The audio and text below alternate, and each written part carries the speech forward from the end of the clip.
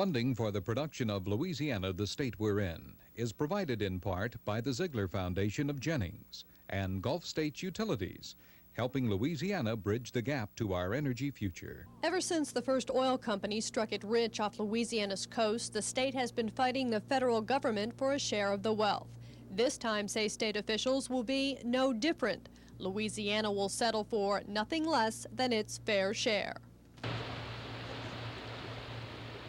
Florida has the Gold Coast, California the Barbary Coast, and you might say Louisiana has the Vanishing Coast. It's estimated the state is losing 50 square miles of coastline to erosion each year.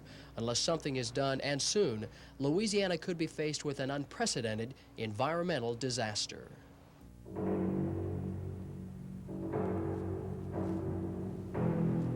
Nearly 4 years ago, disaster did strike on Jefferson Island. Today, life is beginning to bloom again at one of the state's most popular tourist attractions.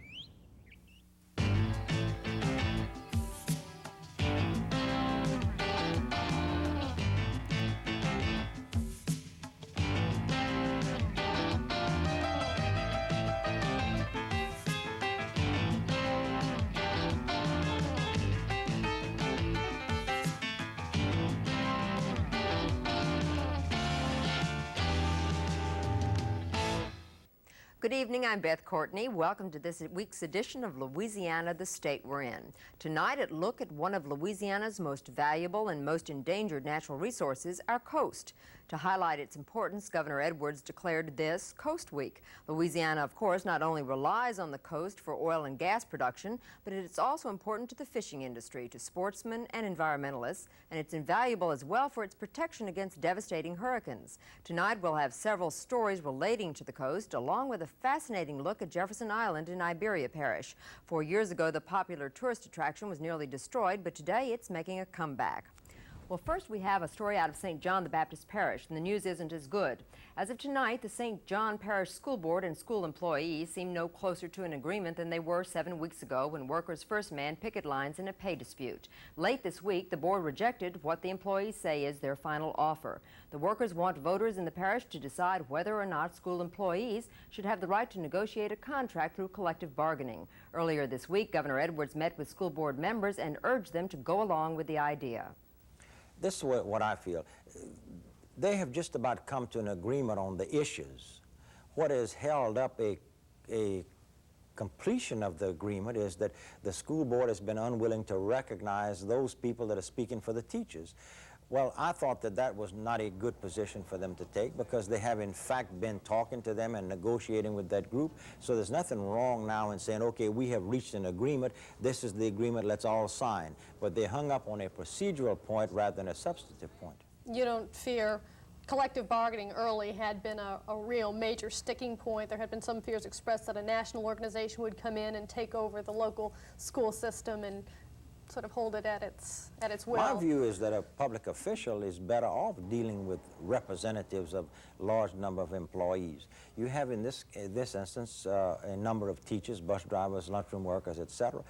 It's difficult to negotiate with 400 or 500 people on an individual basis. If you have 5 of them speaking for them collectively, it appears to me that it is easier to negotiate.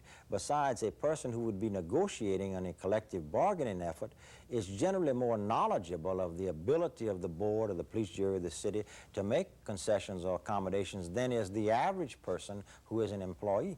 So I think there's everything to be gained and really nothing to be lost by a collective bargaining process, which has as 2 conditions. 1, no strikes, and number 2, nothing can be negotiated which requires the public body to commit itself to funds which it does not have. Well, as the governor works to persuade school board members and school employees in St. John Parish to settle their differences, he's also pushing for an end to a dispute of a different kind between the state and the federal government. This issue also involves money. Money produced by Louisiana's rich oil and gas reserves, and correspondent Robin Eckings has been looking into this disagreement, which seems just to be one battle in a long-running war. Robin? Well, yes, Beth. Ever since the first oil company struck it rich beneath the waters of in the Gulf off Louisiana's coast, the state has been battling the federal government for a share of the wealth.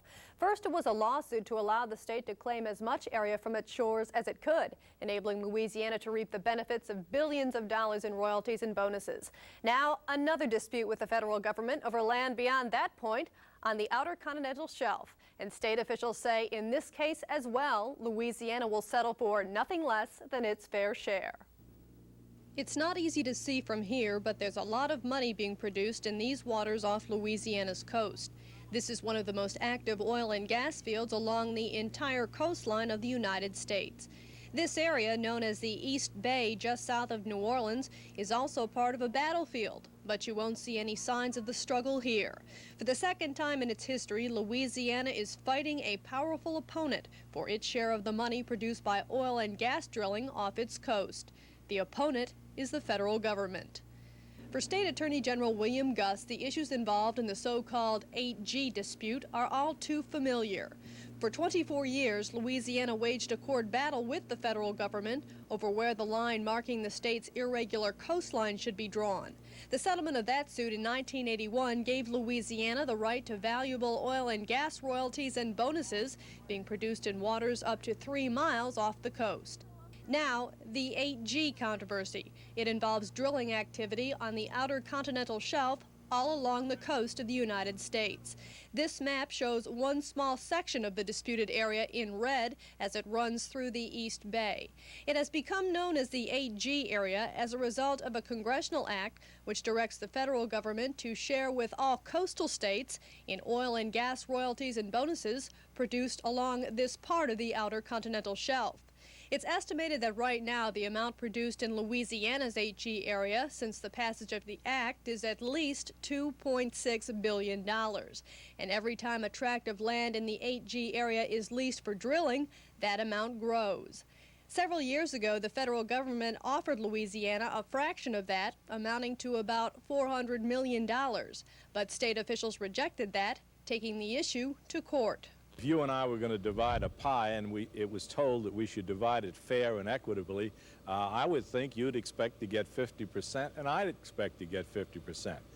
And there's a precedent for that because the interior states get 50% of all of the revenues produced on federal lands that are within their borders. Why did they get it? They get it because they perform services in aid of production and they suffer adverse impacts from the development of those minerals. The coastal states do exactly the same thing, so we should share in exactly the same way, and that's 50-50. Although trial for Louisiana's 8G lawsuit is set for this spring, Attorney General William Gus says a final settlement, as in the case of Louisiana's disputed coastline, could take years. I think the only solution for a long, drawn-out, indefinite case is for Congress to define what it meant when it said that they should share between the federal government and the states on a fair and equitable basis. A bill has been filed in Congress calling for a 50-50 split of the 8G money for all coastal states. That money is now being held in an escrow account. There is hope that some of the country's interior states, which get half of the profits from mineral production produced on federal lands within their borders, might help the coastal states get their money. But the federal government, like Louisiana and many other states, has its own financial problems. Department of Natural Resources Chief Engineer William Howe says that situation may have an effect on the coastal states' case. Some of these states, though, look upon us as being already rich from oil and gas offshore activities, and they would feel like they're just giving away money that they could better have to maybe share with them, with their constituents, if they gave it to the coastal states. Governor Edwin Edwards has asked the Reagan administration to settle the disagreement during this election year, but he says he doesn't expect his request will settle the issue. I don't think it will, as long as he continues to run so far ahead in the polls. He's in a position now where he does not have to make concessions. But I would say to the people of Louisiana that Mr. Mondale has stated it firmly that he is solidly in support of an equitable settlement, and that the settlement offered us is inadequate. And I know that we could get better treatment from him than we are now getting from the present administration. After all, this thing has been lingering now for 5 years, during which time we had a Republican governor and a Republican president. It should have been settled a long time ago. Had it been settled, the economic problems of Louisiana would have not been nearly so severe. But Democrat Jimmy Carter didn't do much better than the Republicans. During his presidency, Carter promised to address the 8G problem, but couldn't offer an acceptable solution. This started in 1979, and we've been through the Carter administration and partly, and then now the Reagan administration, and neither group has been too anxious to turn loose of these funds. And as they continue to hold out, the escrow continues to grow, and I think that compounds the problem, because the bigger that escrow amount gets, the more difficult it is going to be, I think, for them to turn loose of it. Governor Edwards has said if Louisiana gets what it wants from the federal government, some of the 8G money could be used to reduce new taxes passed by the legislature this year. So far, however, it appears Louisiana's taxpayers shouldn't be counting on receiving that money anytime soon. It seems the 8G battle shows no signs of winding down. Well, much the same can be said about the battle to save Louisiana's endangered coast. It's a long way from being over. Scientists and geologists believe steps can be taken to stop coastal erosion, but as Ken Johnson tells us, so far there's been a lot of talk and not much action. Beth, you're right. Several years ago, the legislature set up a $35 million trust fund to help deal with coastal problems. Since then, local, state, and federal officials have been studying and studying and studying the problem of coastal erosion. All the while, the coast has been disappearing at an alarming rate. Unless something is done, and soon, many experts believe the state could be faced with an unprecedented environmental disaster. Tonight, a look at what some people are calling Louisiana's vanishing coast.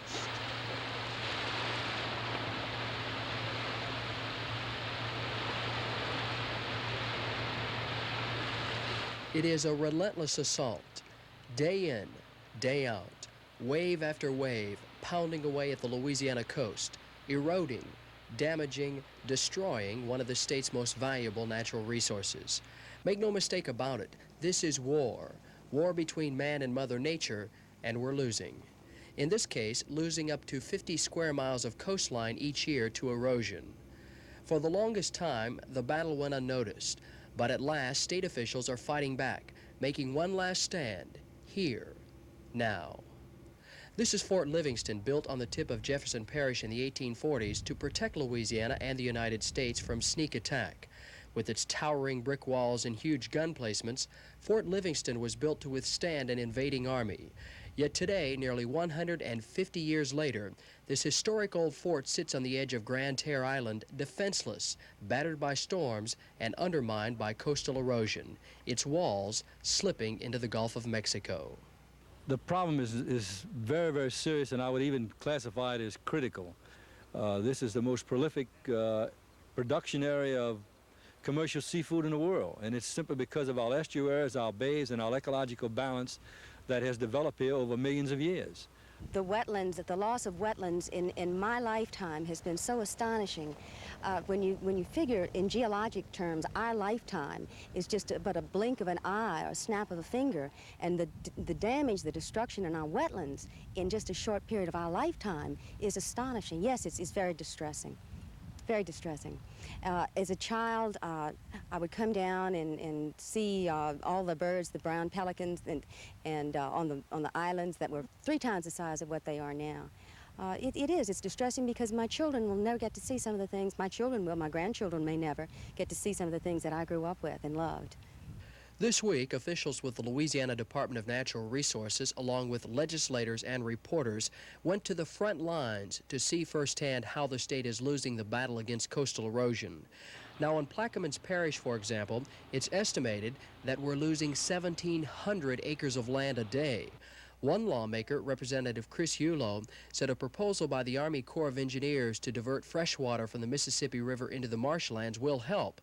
But he also wants to take a more direct attack by using money from a $35 million coastal trust fund to reinforce Louisiana's barrier islands.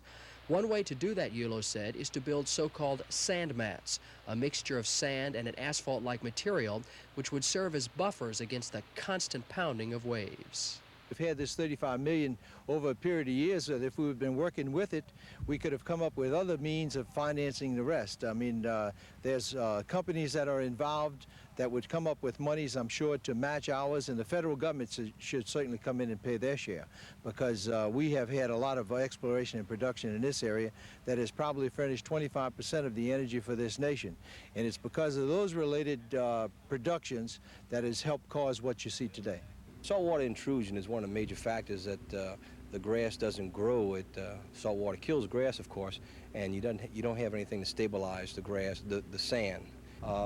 We do have an ongoing project with our $15 million beach erosion project, which is helping us quite a bit. But now we have to look at the backside of Grand Isle and backside of Louisiana itself to protect the mainland, and I think this is our first line of defense.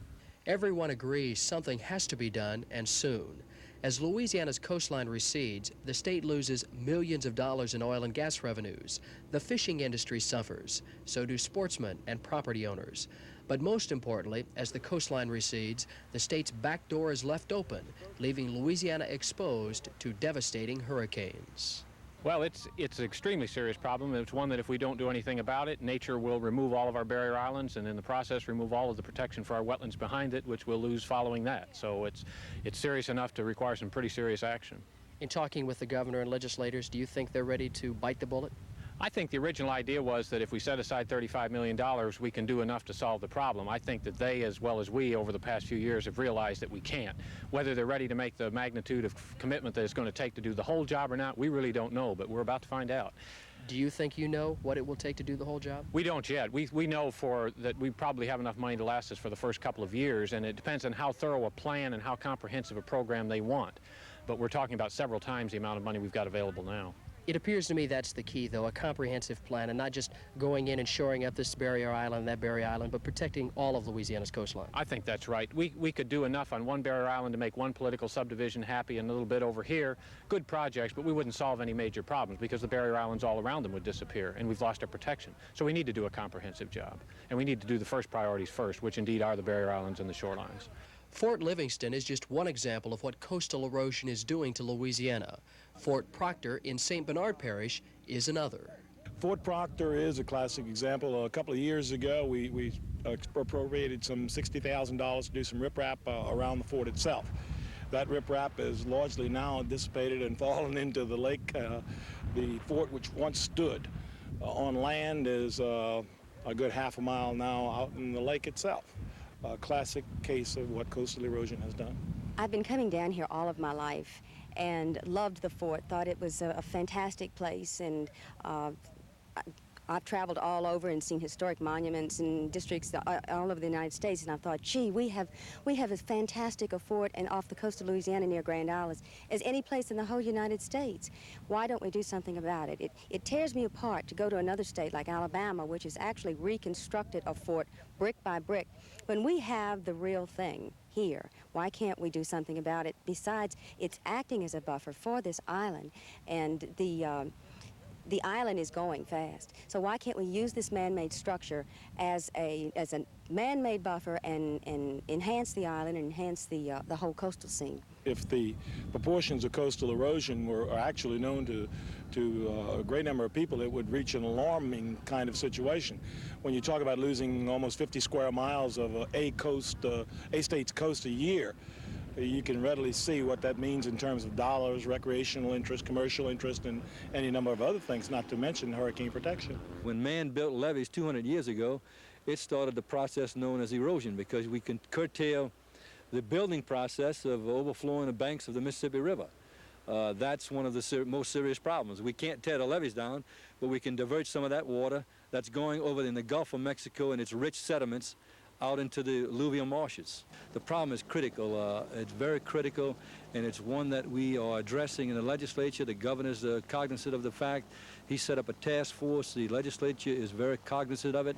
They have worked very closely with that task force, and out of that has come several years ago a $35 million appropriation out of the Enhanced Mineral Trust Fund, which is dedicated towards the stopping of the erosion problem in South Louisiana. The task force is working to develop more of a plan, but in the interim period, such known practices as diversion of fresh water from the Mississippi River into the marsh areas is working very well. Such known practices as revegetation is working very well. Such known practices as riprap or revetment or dikes is working very well.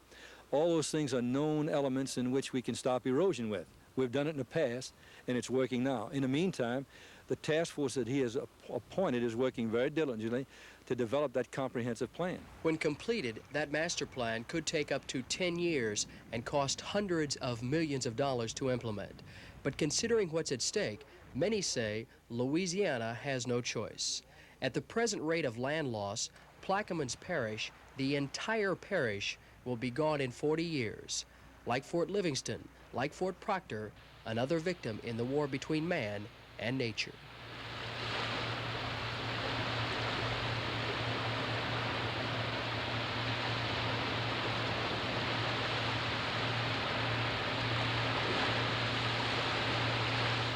Well, man's impact on our environment can be seen in many ways. While coastal erosion is a gradual process, there are other cases in which man has brought on a much more violent change. Nearly 4 years ago, an oil drilling rig punched a hole in a salt dome beneath a South Louisiana lake. It was as if somebody had pulled the plug on Lake Penieur. The disaster almost destroyed nearby Jefferson Island and one of the area's most popular tourist attractions. But the owner of Live Oak Gardens managed to survive the drama, and he says he's ready to bring the curtain up on the second act.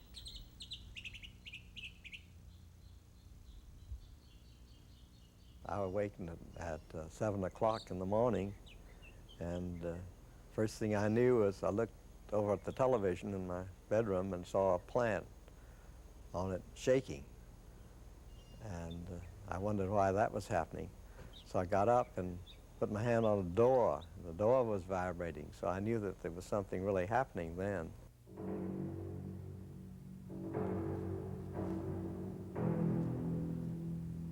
I just didn't even look out until about 8 o'clock after breakfast. And I looked out and noticed that the drilling rig, which I had been looking at 1:30 the night before from the gallery of the house, was completely gone, except for one or two timbers there. And I saw one timber, about 12 by 12, very big, long timber, just disappear, just kind of roll off and fall into the lake and sink, just disappear completely, which I knew a timber would float normally, so something strange was going on, but I still didn't know what could be happening.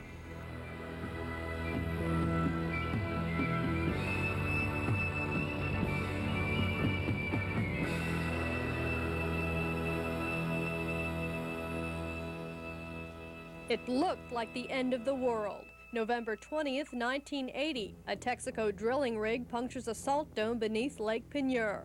A 1,300-foot mine shaft collapses, swallowing the lake and nearly everything on it. The drilling rig, several barges, a tugboat, massive oak trees, and huge chunks of land are swept into the widening whirlpool and sucked deep into the giant crater.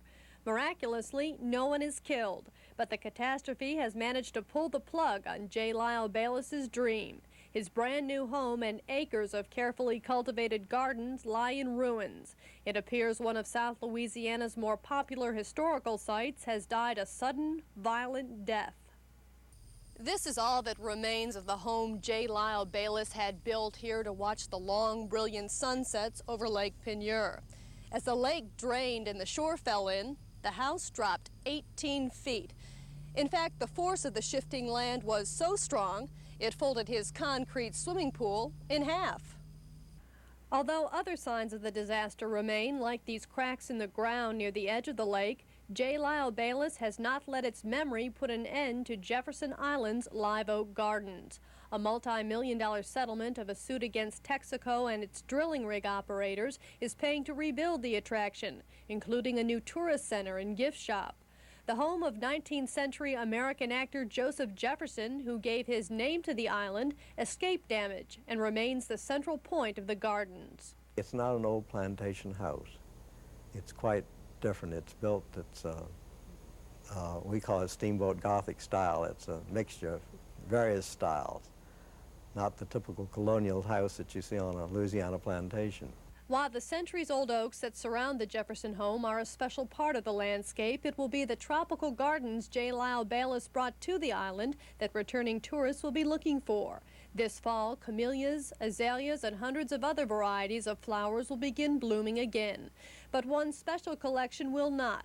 An imported conservatory of exotic plants and flowers from all over the world was swept away in Lake Penure's rushing waters. J. Lyle Bayless collected plants for his conservatory for 25 years. Its loss is one part of the catastrophe he can't forget. Because it's irreplaceable. I mean, the plants in it are irreplaceable. And I'd spent so many years trying to collect these all over the world and then have them all go. And I haven't got another 25 years to collect them again. Has what happened here back in 1980 and the loss of the gardens, the conservatory, a loss of a big chunk of what you had worked so hard to build, spoiled the dream any of what Live Oak should be? Well, it's taken 3 years out of my life. I'm not too young, you know. So it's really quite a shock. Will it once again be what it was? I hope it'll be better someday.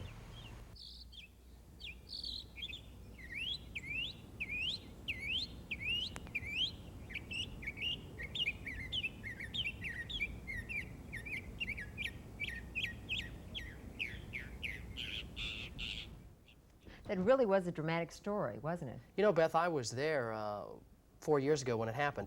I flew in within about 2 hours after it happened by helicopter, and it was the most incredible sight. I've been covering news for about 15 years, and it was the most remarkable thing I've ever seen in my life. And I remember interviewing a Cajun fellow who was there when it actually happened. And I'll never forget the expression on his face. He said to me, he says, "Mon," he says, "I looked down into the hole," and he said, "I thought it was the end of the world." It looked like it, I think, from the photographs. And now, Robin, it's really restored, isn't it? Yes, it is. You can hardly tell that it happened. You would have to see the effect of the disaster itself to know that it happened. But it's going to be beautiful when it's in bloom again, I'm sure. I think so. This week, of course, is LSU homecoming. This weekend's going to be a big event. And next week, we're going to take a look into the big money tied up in LSU sports. All right, we look forward to that and look forward to seeing you again next week. Good evening.